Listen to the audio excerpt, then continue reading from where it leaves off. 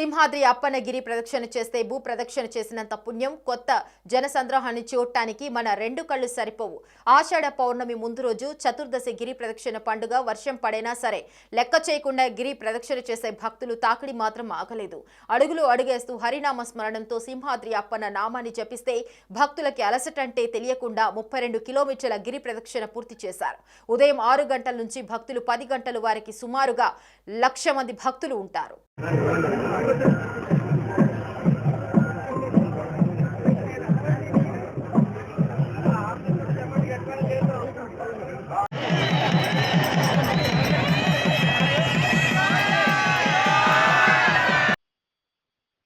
ఈ ఏళ్ల నుంచి ఈ ప్రదక్షిణం అనేటువంటిది బహుశా ఉంటుంది. ఈ ప్రదక్షిణం చేయడం వలన చతుర్విధ పురుషార్థాలు లభిస్తాయి అని, అలాగే సంతానార్థులైనటువంటి వాళ్ళకి సంతానం లభిస్తుంది అని అచంచలమైన విశ్వాసం. అందుకోసమని ఈ ప్రదక్షిణం చేయడం అనేటువంటి సంస్కృతి సంప్రదాయం భారతీయ సంస్కృతిలో ఎప్పటి నుంచో ఉంది. భూమికి ప్రదక్షిణం చేయడం, అలాగే పర్వతానికి ప్రదక్షిణం చేయడం,